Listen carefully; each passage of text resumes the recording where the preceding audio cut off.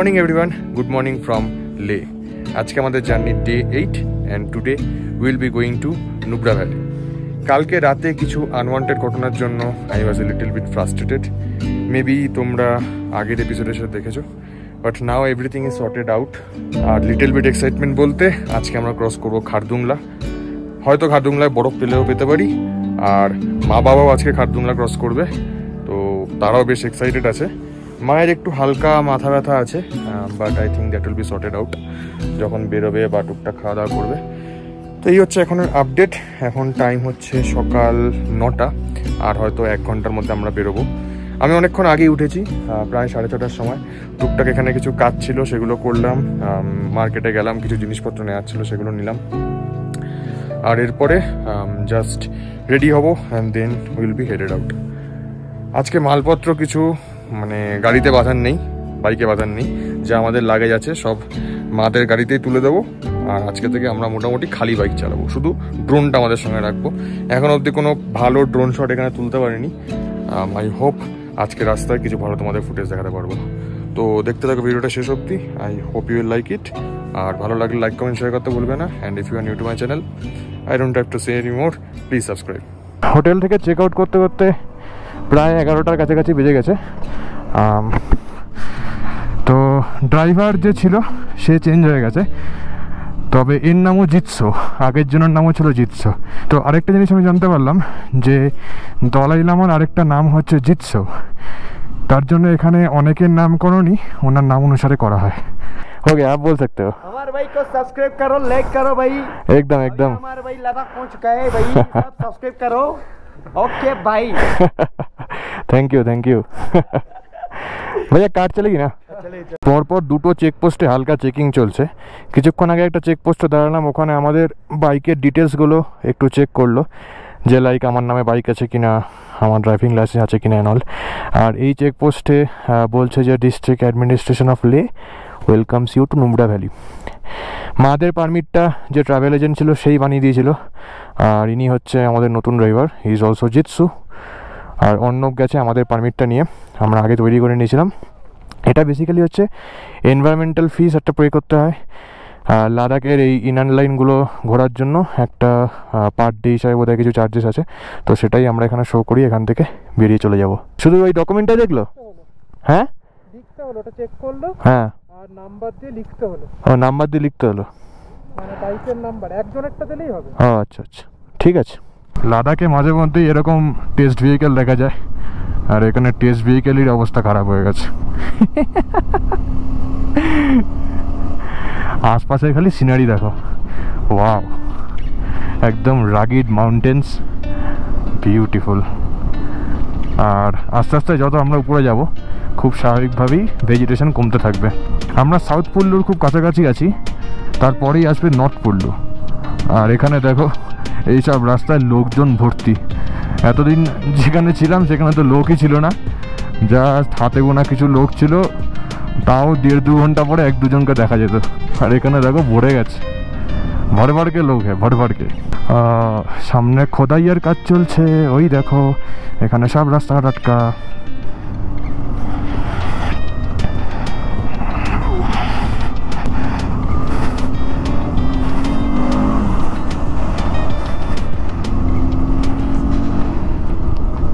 বেশিক্ষণ দাঁড়াতে হলো না, হার্ডলি 20-25 মিনিট। এই দেখো, দেখেছো গাড়ি চালায়, এই হচ্ছে সমতলের ড্রাইভারের প্রবলেম। সামনে দেখতে পাচ্ছি পুলিশটা গাড়িগুলোকে দেখে আবার দাঁড় করিয়ে দিল। গড,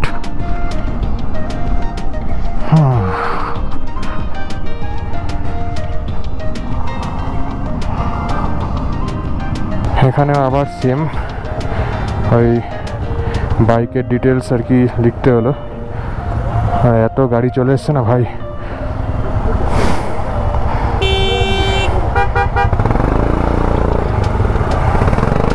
খুব সমস্যার ব্যাপার। যত বেলা বাড়ছে ভিড় তত বাড়ছে। এখন আমাদের তাড়াতাড়ি গিয়ে ওই খারদুংলাতে একটা ছবি তুলতে হবে, দ্যাটস ইট। খেঁচা টান দে ভাই, খেঁচা টান।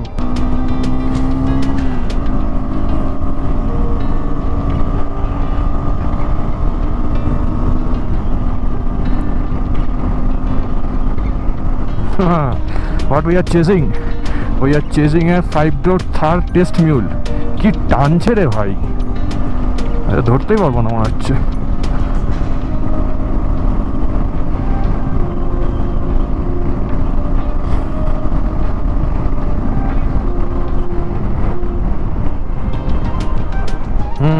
पकड़ लिया तुमको, तुम्हारा टॉर्क बहुत ज़्यादा है। It's a 5-door Thar। কিছুক্ষণ আগে একটা মাইলস্টোন দেখলাম, Khardungla top is just 11 kilometres away from here. আমরা একটুখানি টেনে চালাচ্ছি যাতে পিছনের ক্রাউডটাকে আমরা কাটিয়ে দিতে পারি। উপরে গিয়ে একটা ঠিকঠাক ছবি তো তুলতে হবে না।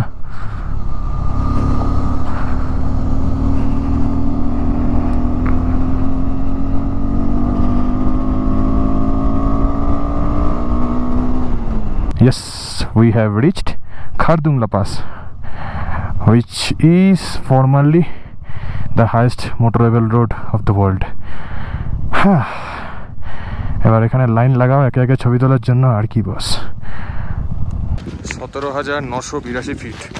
দেখো এখানে ভিড় ছবি তোলার জন্য, আর লম্বা লাইন পড়ে গেছে। আমি সুযোগ বুঝে বাবার একটা ছবি তুলে দিয়েছি, আর মা হচ্ছে গাড়িতে বসে আছে। একবার দেখিয়ে দিই, মাও তো খারদুংলা টপে এসেছে। হ্যাঁ, this is also an achievement.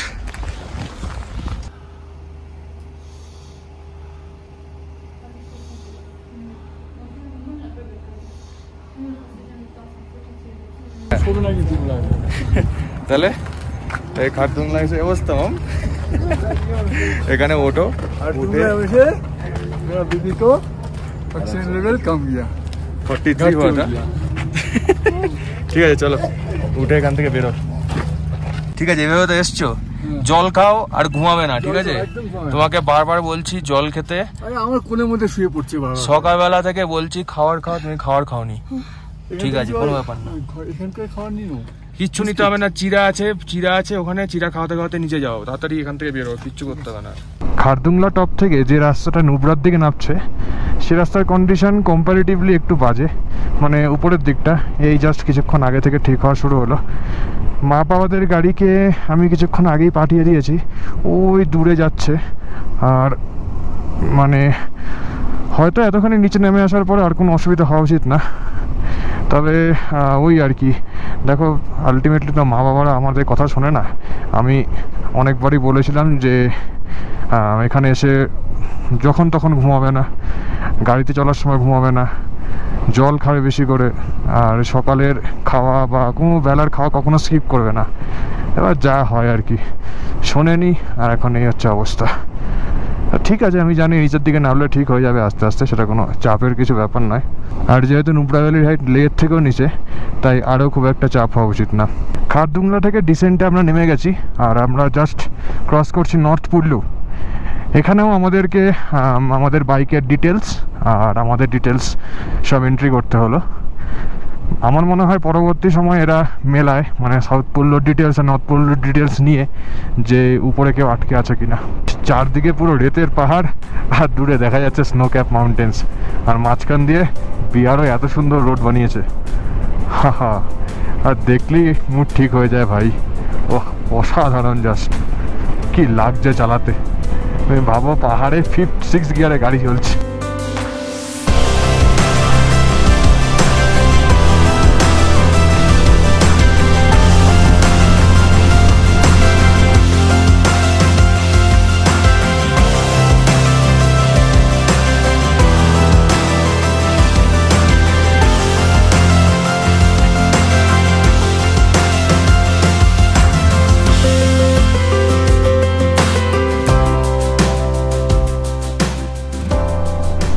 এই গ্রামটার নাম হচ্ছে খারদং।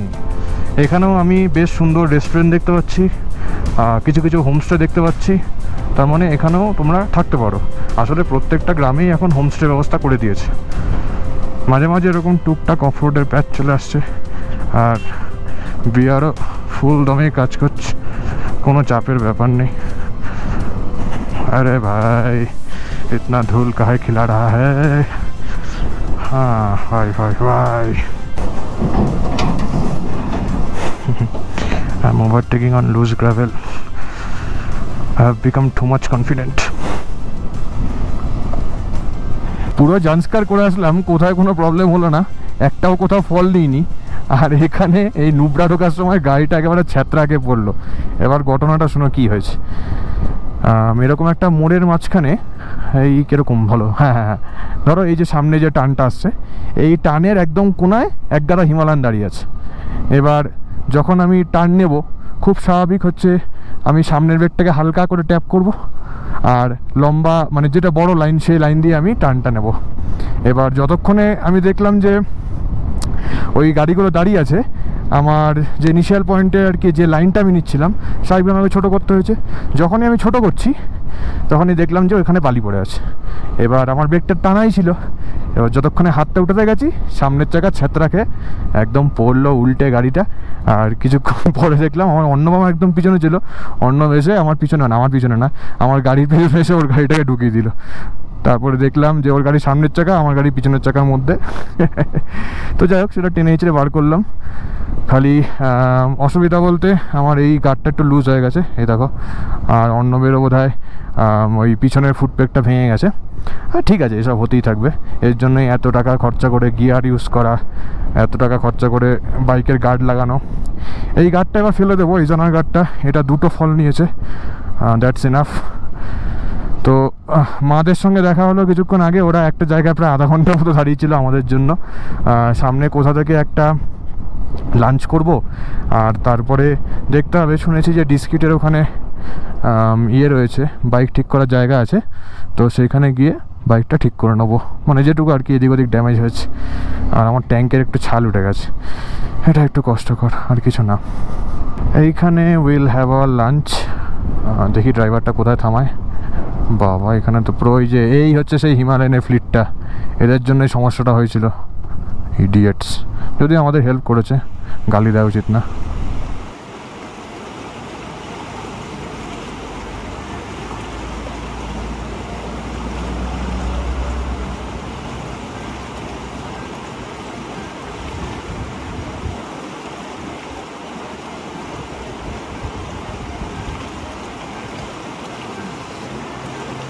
হালসার বলে একটা জায়গায় আমরা লাঞ্চ করতে দাঁড়ালাম। এই দেখো আমাদের গাড়ি আর দুটো বাইকের পার্কিং করে রেখে দিয়েছি। তো যেটুকু বাইকের আর কি ক্ষতি দেখলাম, ওই ডান দিকে হ্যান্ডগার্ডটা একটু উঠে গেছে। তো আমার কাছে অ্যালেন কিজ পুরো সেট আছে, তো ওটা দিয়ে কাজ হয়ে যাবে। এরকম একটা খালসার তো ওই শ্রীনগরে হয়তো পড়ে।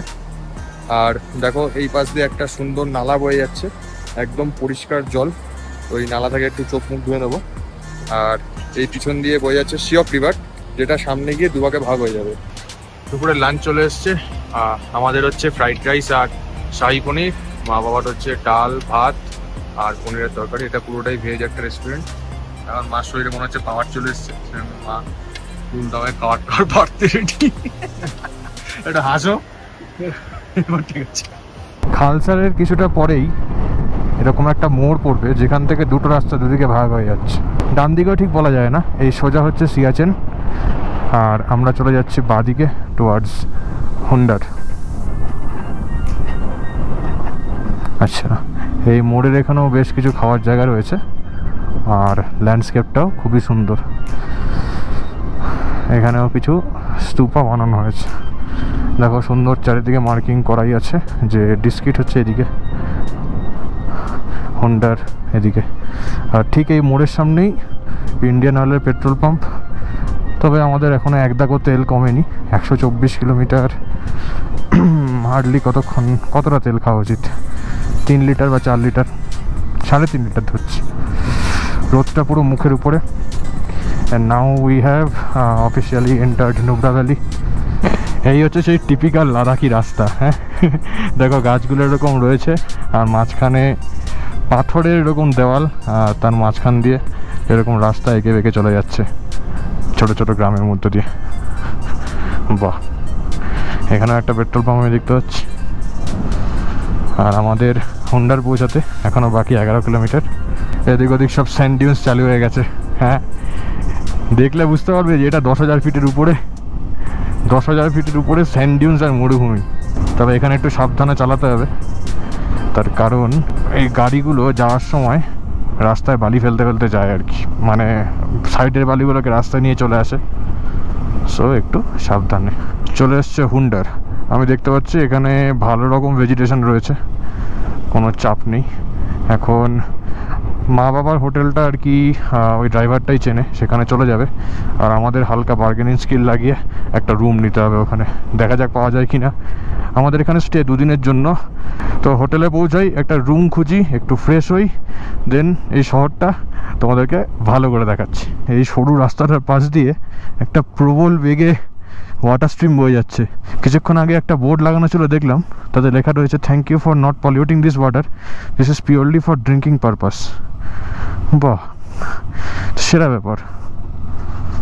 আর আমাদের হোটেলটা একটু ইন্টেরিয়ারে। আমাদের ট্রাভেল এজেন্টটা যে কোথা থেকে এই সমস্ত লোকেশন বার করে আই এম নট শিওর। দেখো এটা হচ্ছে হুন্ডার থেকে একটু বাইরের দিকে, আর চারপাশে পুরো এরকম পাহাড়ে ঘেরা, আর মাঝখানে এরকম একটা ছোট্ট হোটেল।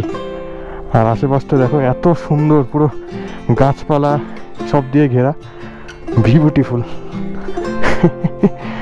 সাবাস ভাই।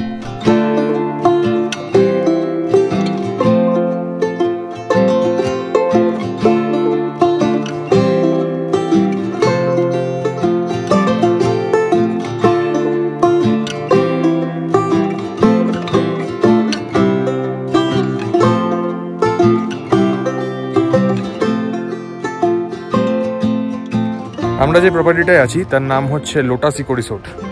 এটা যদি ঘুরে না দেখাই একদম আনজাস্টিফাইড হবে, এত সুন্দর প্রপার্টি, সত্যি বলছি। সবাই এখন একটু ফ্রেশ হচ্ছে, আমি এরপর একটু ফ্রেশ হব, লাগেজপত্র ঠিক করে রাখবো। আর এখানে না একটা বনফায়ারের ব্যবস্থা আছে, তো হয়তো রাত্রিবেলা একটু আগুন টাগুন জ্বেলে বসবো, দ্যাটস ইট।